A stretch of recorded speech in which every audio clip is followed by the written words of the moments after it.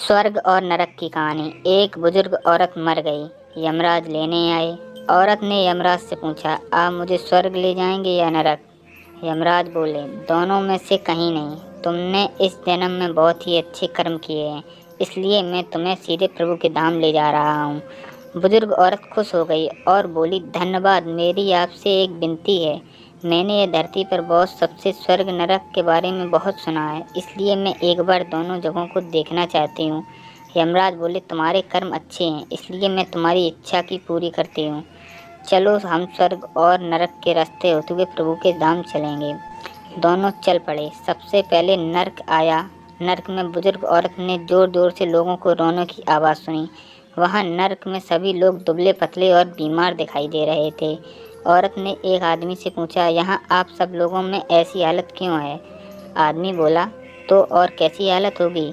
मरने के बाद जब यहाँ आए थे हमने एक भी दिन खाना नहीं खाया।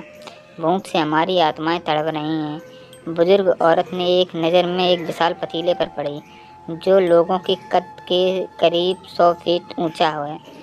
उस पतीले के ऊपर एक विशाल चम्मच लटका हुआ है। पतीले में बहुत शानदार खुशबू आ रही थी। बुजुर्ग औरत ने आदमी से पूछा, इस पतीले में क्या है? आदमी मायूस होकर बोला, ये पतीला बहुत ही स्वादिष्ट खीर से भरा हुआ है।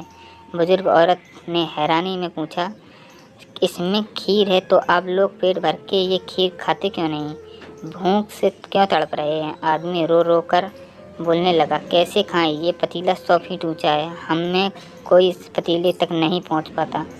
यह सुन बुजुर्ग औरत उन पर तरस आ गया। सोचने लगी, बेचारे खीर का पतीला होते हुए ने यही दंड दिया होगा। बेहाल। अब यमराज बुजुर्ग औरत से बोले, चलो, हमें देर हो रही है। दोनों चल पड़े। कुछ दूर चलने के बाद स्वर्ग आया। वहाँ पर बुजुर्ग औरत सबके हंसने और खिलखिलाने की आवाज़ सुनाई दी। सब लोग बहुत ही खुश दिखाई दे रहे थे। उनको खुश देखकर बुजुर्ग औरत भी बहुत खुश हो गई। पर वहाँ स्वर्ग में भी बुजुर्ग औरत की नज़र से वैसे ही 100 फीट ऊंचे पतीले पर पड़ी जैसा नर्क में था। उसके ऊपर एक वैसा ही चम्मच रखा हुआ था। बुजुर्ग औरत ने वहाँ लोगों से पूछा, इस पतीले में क्या है? स्वर्ग के लोग बोले, इसमें बहुत ही स्वादिष्ट खीर है। बुजुर्ग औरत हैरान हो गई और उनसे बोली, पर यह पतीला तो 100 फीट ऊंचा है, आप लोग इसे तक पहुंच ही नहीं पाते होंगे। उस हिसाब से तो आप लोगों को खाना मिलता ही नहीं होगा, आप लोग भूख से बेहाल होंगे। पर मुझे तो आप सब लोग बहुत खुश लग रहे हैं। तो आप इनमें से व्यक्ति बोला, हम सब लोग इस पतीले में पेट भरकर खीर खाते हैं। और बोली, पर कैसे? पतीला तो बहुत ऊंचा है। व्यक्ति बोला, तो क्या हो गया? पतीला ऊंचा है तो यहाँ पर कितने सारे पेड़ हैं। हमने इन पेड़ों से लकड़ी ली, उनको काटा, एक विशाल सीढ़ी का निर्माण किया। उस लकड़ी के सहारे हम पतीले तक पहुँच के जाते हैं और सब मिलकर खीर खाते हैं, का आनंद लेते हैं।